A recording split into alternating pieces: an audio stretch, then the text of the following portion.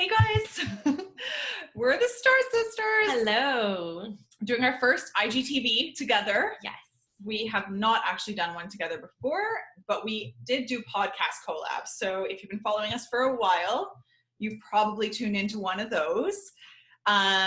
If you're curious, you can definitely go check out the You Are Magic podcast on Spotify and iTunes. It's still there, and we'll be picking it up sometime in the future. But for now, we're taking it to IGTV. So we thought it'd be really fun to introduce ourselves and explain a little bit about what we do. Yeah. In a really casual, fun interview format. Yeah, we're going to ask each other a few questions, and that way you'll get to know us a little more and kind of understand the faces behind the brand Star Sisters. Hopefully, if you haven't met us in person at one of our live events, this will inspire you to come out and join us for a reading. We love what we do, and we love sharing our gifts with you guys to empower you guys. So this is just to support you more. Please don't be shy as well to leave us a comment or send us a DM if there's anything on IGTV that you would love to see from us. Yes. So without further ado, let's just introduce ourselves first. Of course. Okay, so you go first. All right. I'm Athina, and I am a Sagittarius sun. Yes. A Scorpio moon, and a Virgo rising. I have 2 kids. I'm a mom of 2. I have a little boy who's almost 4 and a little girl that's almost 2. It goes so fast. What are their names? My son is Lucas and my daughter is Anya. I'm Stephanie, Athina's partners with Athina, I guess I would say, in Star Sisters. I am an astrologer. I used to work in fashion. And then I had a very well-documented spiritual awakening / burnout that brought me here in all of the woo and mystic magic. There's a lot of overlap, which is so fun because astrology is really the study of patterns. Yes. And as above, so below, basically. But I'm a Scorpio sun, Sagittarius rising, and a Leo moon. So we have some overlap together. Scorpio, Sag, like ruling the house over here, basically. And I'm expecting my first baby. What are you having, Steph? I'm not going to share. Okay. Yeah. I feel like keep it a mystery. Yeah, I'm kind of like, there's so much overshare everywhere that I'm just going to keep it to myself. I respect that. Not bad, right? Yeah. I'm just going to keep, and everybody will just find out. There's not going to be a gender reveal. It's just going to be like, baby's here. Yes. This is it. So, but yeah, I'm really excited the baby's healthy. And so am I. So we're rolling with the punches. Exactly. So that's pretty much it. Athina, how did we get into Star Sisters? Like, what brought us here? Oh my gosh. I think destiny. Yes. First and foremost. Yes. We believe we had a past life together. Yeah, I think we did. Yeah. I really think so. For sure. Yeah. We must have been twins or something. Sisters, for sure. Yeah. I think the best way we could describe it is 2 girls sharing similar interests and wanting to build a community of powerful, like-minded women. And I was doing moon circles. Yes. And then we were both super obsessed with crystals. Yes. And so as of 2017, I feel like we were talking about crystals. Yes. Maybe together. Maybe yeah, we were because I was pregnant in 2017. Yes, okay. And that definitely was the case. And then in 2018, so actually we just celebrated our 1 year. Yeah. And we started doing the moon circle. We did an event at the Lish, which is family owned by Athina's husband, actually. So it was a fun space, and they were so generous, and they gave me the space to host the women that wanted to come to this moon circle. And then we both basically discovered that everybody loved the event so much that we should create it like more often. And then we basically made it like a ritual. Yeah, exactly. Like a monthly thing. And Athina really was shining, I think, as the crystal expert in the end, with the gridding, like magic of just putting that was grids a lot together. of fun. Yeah, because you studied art history too. Exactly. So. I studied art history, so I was very drawn to the visual component of gridding. And that just was in my comfort zone too, right? Yeah. I felt good doing it. It came naturally. It is extremely intuitive actually for me to be doing that. You're so good at the grids. Like, it's just incredible. We're both obsessed with crystals. Yeah. We're going to get into that in a bit, actually. Exactly. But you're really amazing with just putting those grids together and the colors Thank and matching you. the crystal vibes and stuff. So, well, I think we have a really dynamic thing going on, right? Yeah. Because you are super, super, super social, and it's effortless for you to express yourself and share your wisdom with women.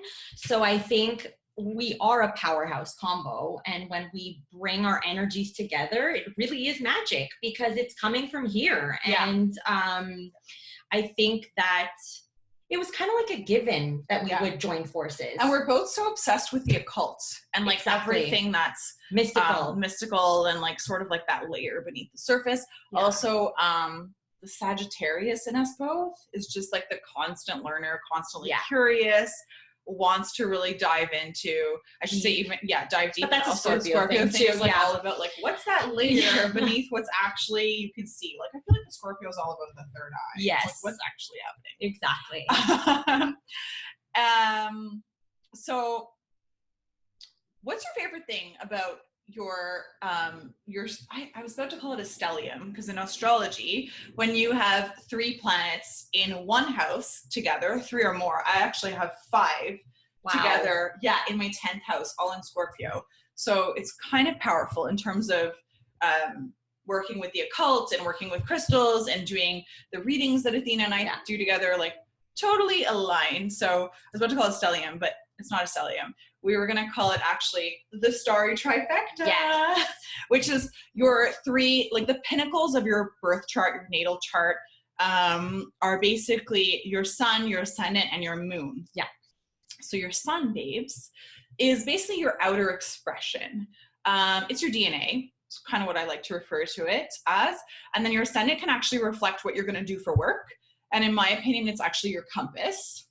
And then your moon speaks to your emotional, like depth. What's deep inside. Yeah, exactly. Yeah. Like the layers of you that, how you react emotionally or don't react emotionally if you've got Capricorn moon vibes.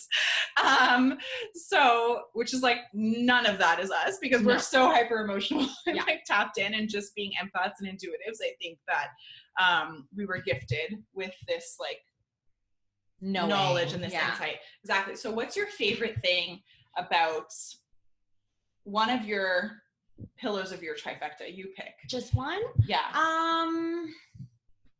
I think I'm going to have to go with Sagittarius, of course, because I identify so strongly with that. And so you identify really strongly with your sun? Yeah, I think so. And then my moon. And then my ascendant, if I had to put it in an order, for sure. And I think that the thing I love most is my optimism. You know, Sagittarius in general always looks to the bright side of things, and that's really me. I truly feel like in any given situation, I try to see the positive and spin it around to make it positive. I feel like we share that in common. That's like one of our like core values is really just always seeing the positive in something. That's a lot of like how you're able to heal yourself. Exactly. Which is why we were able to get here and continue to grow and evolve. Yeah. So I feel that thread of like eternal optimism is just something I truly adore. And then also, if I had to say one other thing, it would probably be that desire to discover and constantly be in this state of learning and exploring and expanding. Like I thrive when I expand. Really, truly, and honestly. Yeah. Sagittarius really thrives when they're growing, actually. It's like I feel my best when I'm growing. Exactly. Yeah. That's why we're so comfortable with change. Oh yeah. Like both our But I also feel like that's a Scorpio thing too, right? Oh my gosh, yeah. Being able to deal with transformation and being like comfortable with change. House thing is just really paramount. Yeah. So how about you, Stephers? So I identify mostly with my rising, which is Sagittarius. When I discovered that my rising was a pinnacle of my natal chart and my DNA, like my essence, and when I discovered that it was Sagittarius, I was like, everything makes sense. Like, no wonder I can't get enough of traveling or doing things on my own and just being that super independent. Like, I'm extremely curious. Yeah. And people who are very square, for lack of a better word, always were triggered, I want to say, by my curiosity, because they always spun it negatively. Like, why can't you just live with the status quo? Why do you have to ask so many questions?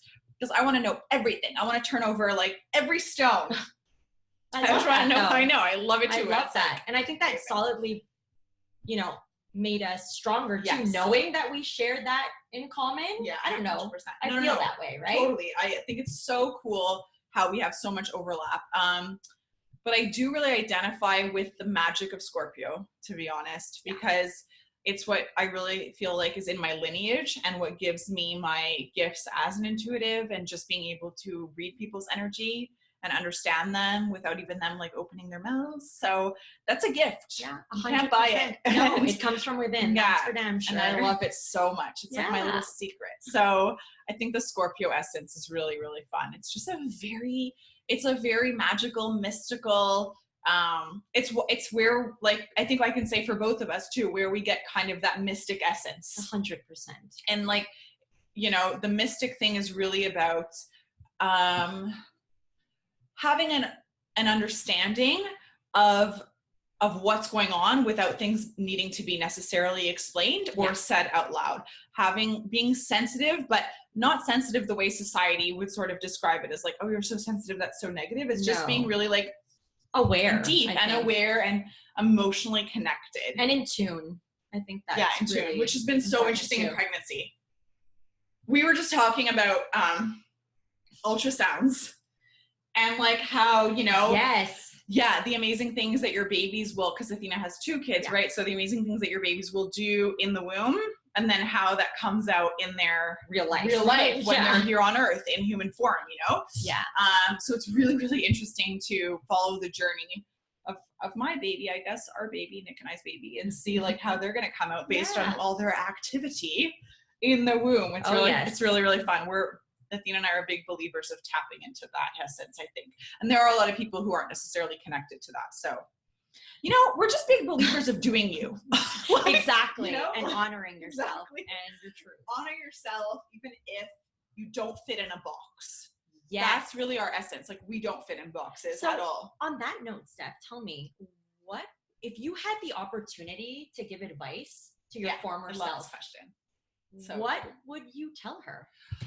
One of my biggest lessons in the last little while, I guess lessons is a good word. One of my biggest learnings, one of the things that I've really come into is owning my truth and who I am. So to be honest, not that I was ever, like, it's just in my essence, I could never be a pushover, but I did have that sort of pressure that I guess everyone feels to fit in a sort of certain mold. I was also working in fashion for a long time. And even though I sort of knew who I wasn't owning my truth, I guess is the best way to put it. Like, I knew that truth was in there. I knew my expression of my soul was there, and I could hear it speaking to me, but I really wasn't honoring it. It's like the best way I like to put it, because it is an honor system to give it the privilege and let it have a voice and really feel so grounded solidly in yourself that whatever external stuff is happening, you know who you are. Exactly. And that won't touch you. No, and that won't touch you. Exactly.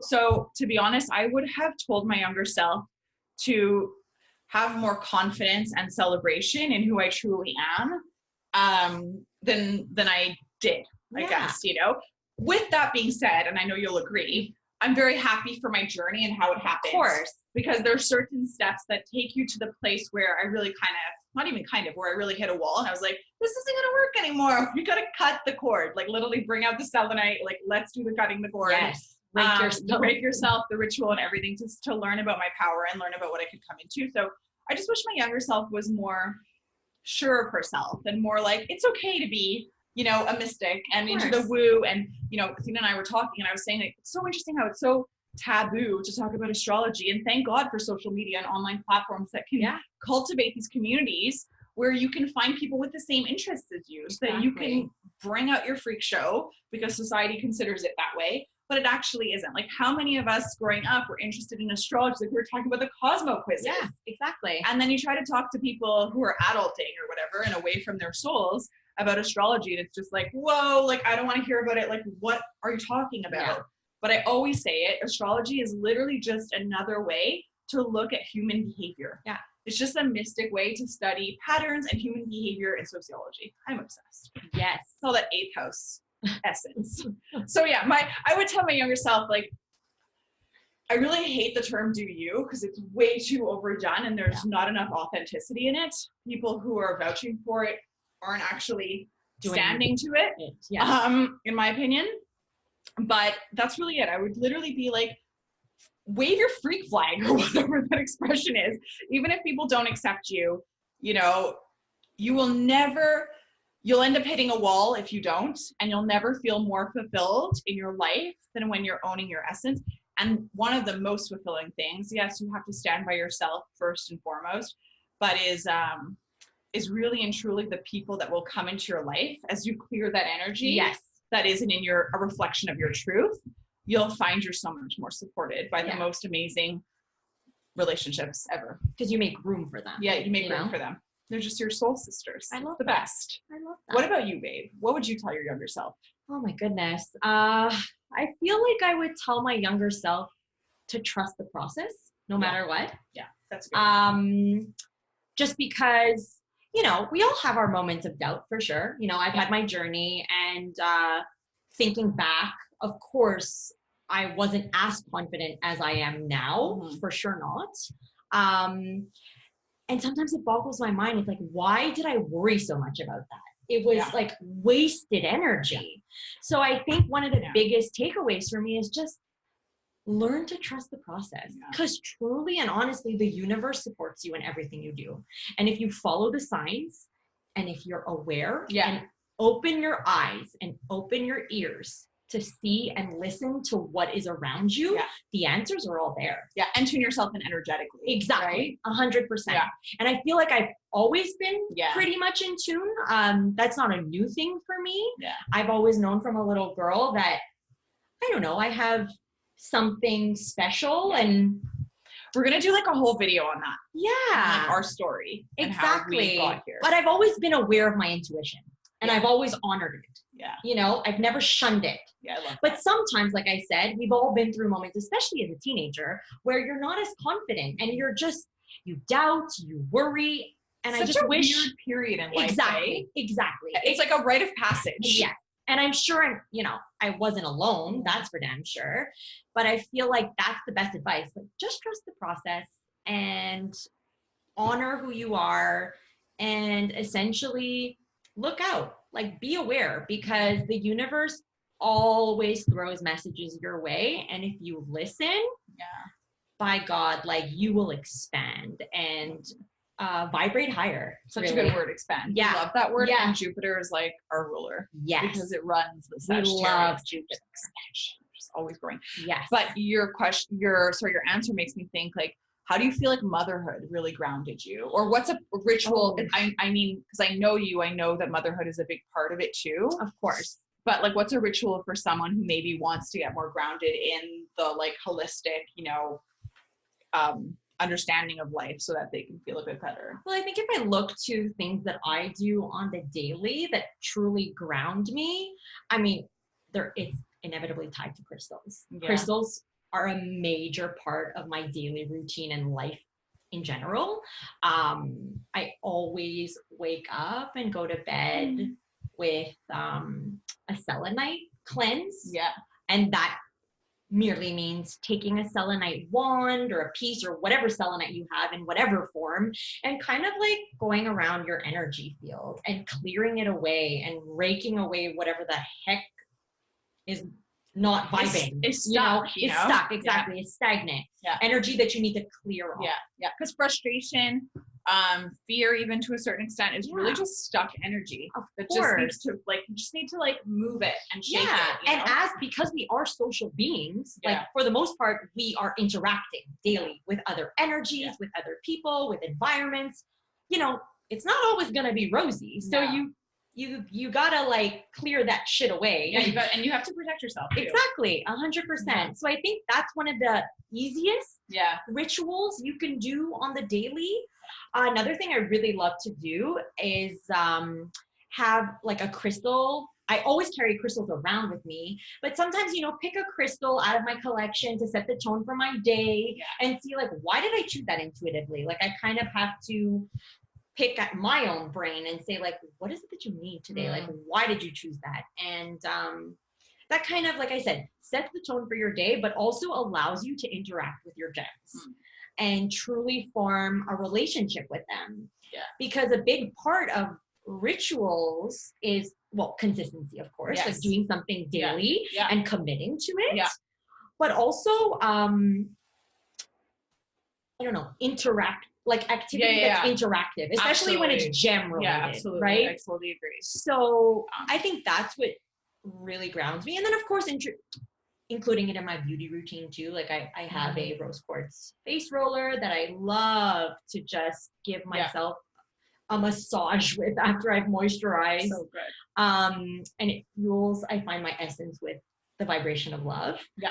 So that's always fun. I love that with the vibration of love. Yeah. And I always, I let my kids join in too a lot of times, right? Because they're super into crystals. They know that mommy works with crystals with Steph. And it's fun when you could do it with them and make it almost like an activity together. I've got my husband on board. I mean, we're a crystal household. I can't wait. So how about you, Steph? What rituals do you think would you like to share with our audience? Similar to yours, I mean, crystals are definitely a daily part of my interaction. Lately, I've been spending a lot of time in the car because I moved from downtown Montreal to like a remote area near Ottawa. So I actually always have crystals in my car. So support while I'm traveling. Yeah, I love that. I switch them up here and there, but there are a couple of tumbles. There's quite a lot of citrine and amethyst in there actually, which are like just my go-tos. Yeah. And then I also love, and another ritual that I love is really, like you're saying, like intuitively picking a crystal or at least spending time with a crystal while I'm working. We both work from home or we're on the go. So having that these days, a lot of the crystals that I'm working with are actually kyanites. I've been pulling that one a lot. Well, good, because you communicate so much. And that crystal changed my life in 2018. Ridiculous. Like I was just saying, I did a podcast interview and I was wearing my kyanite necklace, which I'm not wearing today, but we have a piece like here, actually. We always have it with us. This is a raw one. And in 2018, kyanite really like shifted things for me in terms of owning my truth and being really comfortable expressing how I felt and not feeling guilty with the people pleasing or insecure.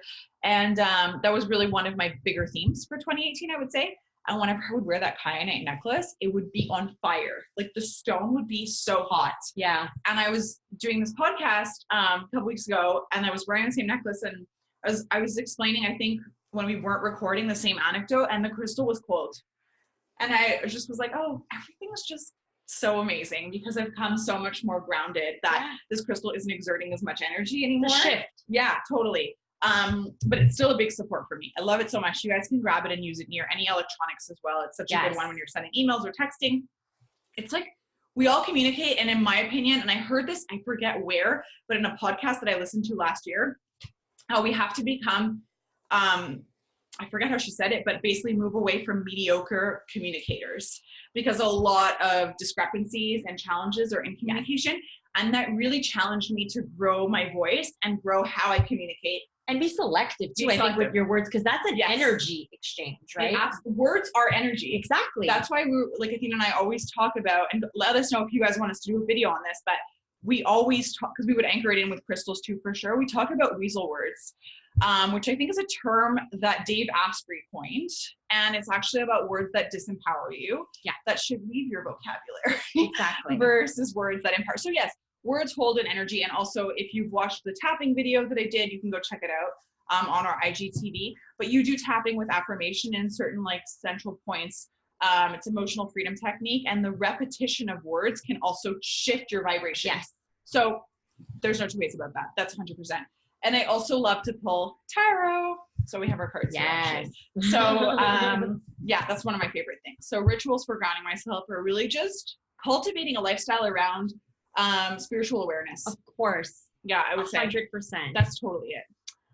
So that's that, babe. What's our next question do we have here? I think it's the crystal one. Exactly. Yeah. So tell us, Steph, if you were a crystal, what would you be? I love this question. I would be citrine. Yes. Little Miss Sunshine over here. That stone just like spoke to me right away when we were brainstorming some of these questions, and it's tied to your solar plexus chakra. It's a stone of empowerment, and it's a stone that's tied to not the way sunstone would be, as we were saying, but it is sunshine. And it's strength, it's power, it's stamina, it's abundance, it's prosperity, it's creativity, it's the merchant stone. It's also, and maybe this is why I'm, as a Scorpio, it's tied to yellow topaz, I think is like the official common stone, birthstone for Scorpio. Yeah. Though in my opinion, it would be yellow citrine for sure. So maybe that's why I have such an affinity for it. But it was the first crystal I bought when I started my crystal journey. Yes, that's true. It was like a massive raw cluster of citrine. It hasn't left my side, and I have it now on my wealth altar. So citrine is definitely my vibration. I'm just always in expansion, always reaching for abundance, always reaching for sunshine and prosperity. And just like, I associate so much just with like this ray of light coming out of your solar plexus chakra. Just like, I love that. I love it. Yeah. Just like all the sunny. Yellow is also associated with spirituality. So it is the color. So yeah, that's my pick. Citrine for the win. I love that. Thanks, babe. I love that.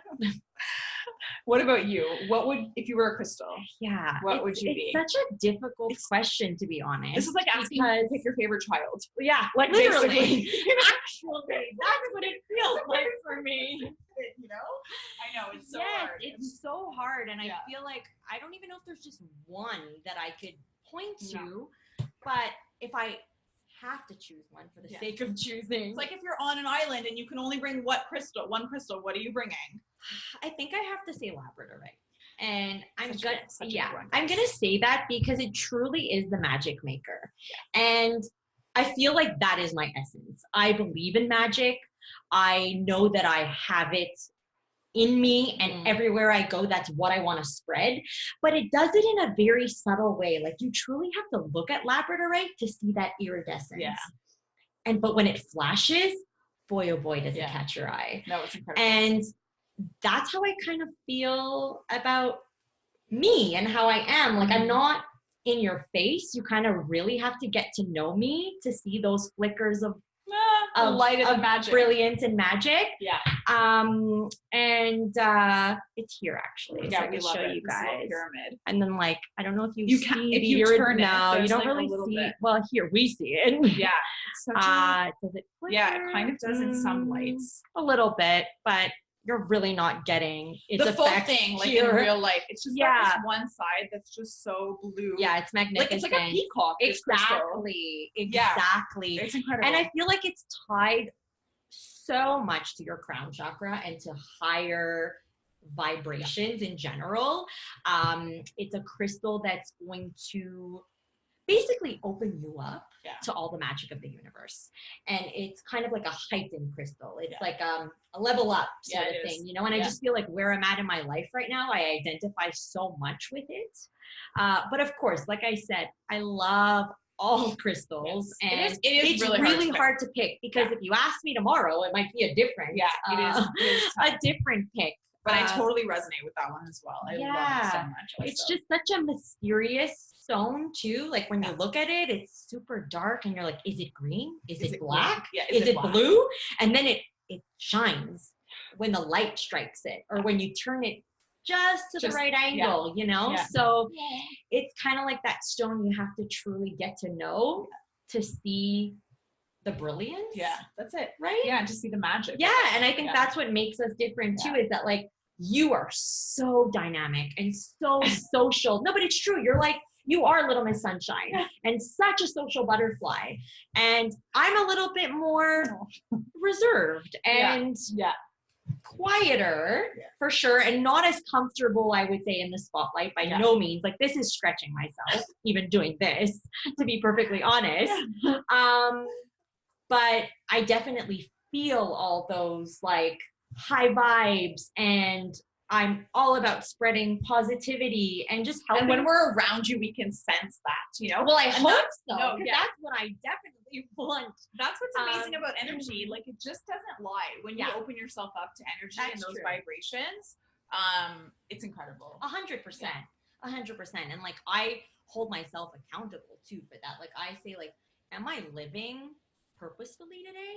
Am I like shining my light onto the world? Because I think if that's the gift you have, you need to share it. Yeah. Right. I always say it's your responsibility. Exactly. To share that with the world. Absolutely. Yeah. Because at the end of the day, other people need to benefit from it. You can't just keep that for yourself. Of course. And we're all in it together. Right? Yes. That's what you realize. Yeah. You're not a one-man show, and you can't do anything solo in life. No. But if you build a community of like-minded people that will help lift you and guide you, and you learn from one another, that's truly how you're going to shine, right? So beautifully said. Yeah. I love that, babe. So, yay. Yes. So, citrine and labradorite. Exactly. For today, at least. Exactly. All the magic. And then, we have one more question for you guys. How did you get into crystals? This is such an interesting question, because I'm sure if we like dug deeper, it would probably be like, I'm just thinking about someone we know who was like, I started collecting crystals because I would find them on the beach. Yes. And be like turning them over. So I think from all the vacations and just appreciate, actually, now that I'm like thinking, I think it really goes back to my love of jewelry and semi-precious stones. Same here. Yeah. Absolutely. Since a kid, just always been attracted to those shiny, bright objects. The gems. Probably because of past lives tied to like royalty. So there's something there for sure. Yeah. The gem life is just a life that I totally adhere to. So I think that's really where, the natural interest came for it. But I would definitely say where I started actively using them for healing purposes, for the sake of this question, is in 2017. After my burnout, I started exploring crystals. Yeah, I was like, that's like a mouthful for some reason. I started exploring crystals, and citrine, like picked up that citrine. Another one was amethyst. Yes. Caught my eye. Started working with them and had such magnetic experiences, and it just had such high vibes. We always say it's not just like the spiritual component of these rocks and these gems, it's how stunning they are. Yeah, of course. Like gifts from nature. And as someone who sort of is like a self-proclaimed, like, I don't know, I just love all the little knickknacks. I could spend hours in stores, like just looking at things that, like I just see my husband being like, call me in 5 hours. Like, I can't deal with you. Like, I just remember us like walking through all the little streets of Italy, and I'm like, but this knickknack and that knickknack, and just like everything catches your eye. Everything. And there's like always the diamond in the rough. And it's not necessarily a diamond to everyone, but it's like a diamond to you, So just being able to comb through all of the rocks, like I would really say my deep dive expansion into crystals 100% started in 2017 for healing purposes. But when I was, I think like 10 or 12 years old, I was selling beaded jewelry that I would make on the side of the road. And I feel like there's definitely ties to that too. Just always having this affinity for these tiny, shiny objects, that kind of catch your eye. And it's how because even like a beaded bracelet that you make when you're a kid, it's how it makes you feel. Yes. Right? Yes. And that's what you're drawn to, is like the color and just the energy that it emits. So yeah, I would say it was definitely like put into like fifth gear in 2017 after my burnout. I started to explore crystal gridding, crystal healing. I hosted a New Year's Eve party that like changed everything. So much so that the clear quartz that I anchored the grid in like literally cracked 40 days after, because we did a ritual and I left the grid up for 40 days. And at our 40-day ceremony, it had cracked. So the vibrations are real. It was working hard to make people's lives shift in 2018. Well, crystals carry lots of energy. Incredible. They're formed in the Earth's crust. They make up its DNA. Yeah. They've been here long before we got here, and they're going to remain here long after us. That's the best thing about them too. Is like they don't expire. No, they don't. Yeah. They're not perishable. No. Like they literally last a lifetime. And what's magnificent about them too is that if you truly think about it, they carry our history. Because everything they come into contact with those vibrations, they suck that in. Yeah. Right. So I would love to know what these crystals know about What history and what they've experienced. Yeah, whose what times they've been exactly. They are such powerful objects. And like you said, they're appealing because they're beautiful. And I think that was the biggest thing for me too. I could share that similar experience as a girl.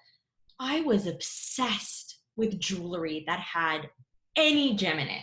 My mom could attest to this. It was always, Mom, I love this amethyst piece. Yes. Mom, oh my goodness, that peridot, garnet. It was just truly a love for gems like no other. We both love jewelry. We both love jewelry too. And like my grandmother wearing amethyst and topaz. Yes. And just like, I would look at those things, like the amethyst in particular, I'd be like. Exactly. Your eyes would just flicker, right? Yeah, like, and you would be drawn into them because they hypnotize you in a way. If you truly look at them, you can't stop.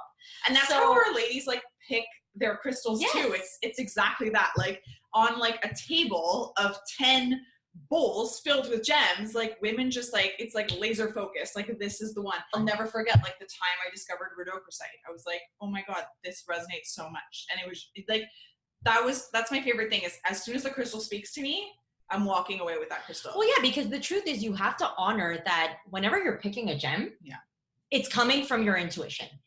And there's a deeper layer to that, which is, why did you choose this gem? What is it that you need to call into your life right now to either mend it, vibrate higher, attract something, whatever the case is, heal like something, like mending, healing, exactly. It's all like, you chose it for a reason. So you need to honor that.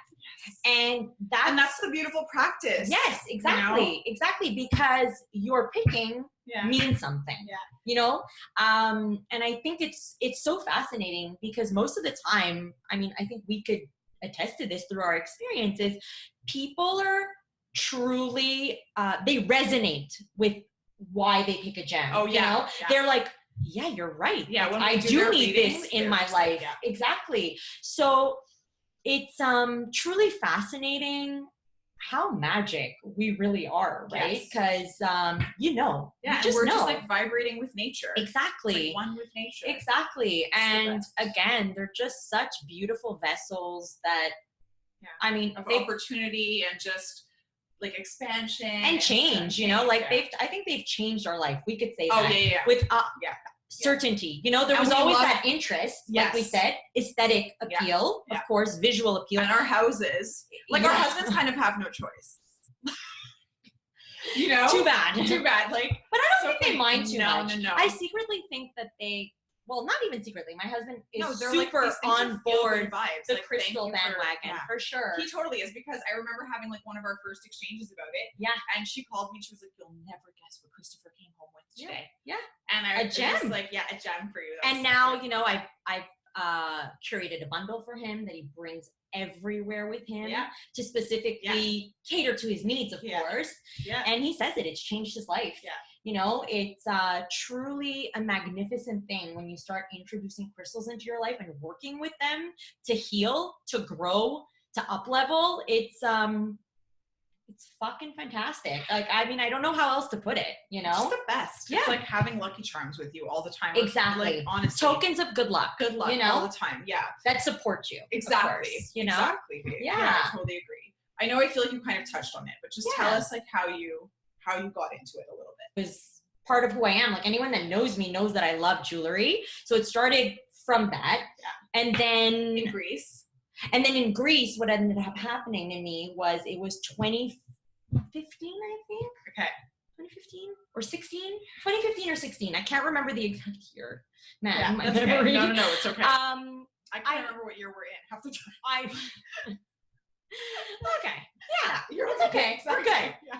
Somewhere around that time, I walked into a crystal store without knowing that I was walking into a crystal store in Greece, and I was completely drawn to a piece of amethyst.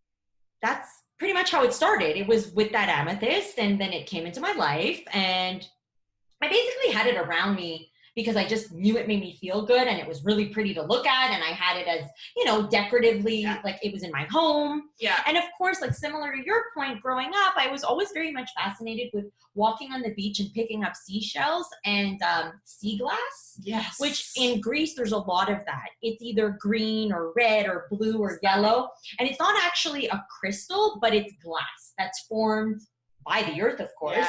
And when you pick it, it's just like this beautiful thing. Exactly. Yeah. And so funny too, just listening to you, because like I distinctly remember like one of those first conversations, and we were like, this is my amethyst from Greece from like so many years ago, you know? And I was like, and then I've got this, and then I would notice like things like my mother-in-law has some. It just listening to your story like literally gave me chills. Like it just makes me think of, you know, all you babes who have come to our live events or who come to the readings or will come to the readings. Like hopefully you connect with this story, because it's like, it's so intuitive. It's like, you don't know why you're walking in. You don't know why you're going. Maybe your friend's inviting you. Exactly. It just lands in your head. And then you just show up and you're like, oh my God, it's like a candy bar of magic. Yeah. And opportunity and expansion and just an opportunity to change your life. Exactly. Really. So they've changed ours. So yeah. And then from there, it was kind of like the rest is history. It's like, you know, you build up your collection, you start working with them for healing purposes. And primarily for me, it was just to raise my vibration. Yeah. Because, you know, I've done a lot of spiritual work and I've worked on myself. Mm-hmm. And I think this was just that add-on that like, oh my gosh, now we're entering like a new level. Absolutely. I totally agree. Like never without our gems. Yeah. Ever, ever, ever. They're just. Exactly. I always feel supported. Take it, you know, that's something that I really appreciate. Yeah. You know, from my crystals, like they kind of have your back, and we believe they do. Exactly. Yeah. And they give you comfort when you need it too, right? Like sometimes, you know, we all catch ourselves feeling anxious or frustrated or, you know, stressed. Like literally, even just us, we do so much work and we're always connected to spirituality and development, and it still hits us. Like, you know, I this week pulled out like my kid in the car, because actually it wasn't even my kid in the car. It was like I also have a little pochette. Like your kid. I heard your kid. I was like, is there something on the this kid? No, my kids, I had a little pouch in my bag that I pulled out that just has like a cluster of citrine that I've collected over the time. Again, with some amethyst and kyanite, the most beautiful little kyanite singles. Oh my God. And I was just like tossing them in my hands. Exactly. Just like hanging with them, just shifting that energy around and just thinking about like personal goals and personal evolution, and just, you know, it gets you out of your head. Exactly. It gets you out of your head, and it gets you thinking about like, what can this stone do for me? Mm-hmm. Like, what is the opportunity around the corner? So yeah, we love talking. Exactly. But we love talking about crystals. Yeah, exactly. We do. Yes, we do. We could go on till the end of time. That's for sure. So we covered the questions. And this video is going to be way longer. Hope you guys enjoyed the full segment on YouTube. Yes. We're so happy to bring you more content like this, babe. So please don't be shy. Let us know what it is that you want to see. We want to basically cater to you guys and what you want to see us do. Yeah, and help you expand and help you understand what crystals can do for you. And we would love to see you come out to any of our live events. We've got a few coming up in the month of August. Yes. So look out for that. We'll keep you posted on all the details very soon. Excited. And you'll be getting some Starry RX crystals in your hands very, very soon. Yes. Much more accessible. So we're really stoked for all that's to come. Yeah. Big month of July. 2 major eclipses on the horizon, so be open to that, because there's going to be huge shifts and huge up level. The energy is going to be super palpable. So volatile. Like things are going to shift for the next 6 months of your year. Yeah. So if you're feeling called to crystals too, or an energy reading, or connecting with us, follow the signs. Yes. You won't regret it. Our community is beautiful. The women in our circle are just out of this world. So check us out on Instagram, like Athena said, at starsisters.ca. We are Canadian babes. Yeah. Here to help you connect with life's magic and wonder. Yes. Thank you so much for watching, and we will see you very, very soon. Yeah, we'll talk soon. Bye, beauties. Bye.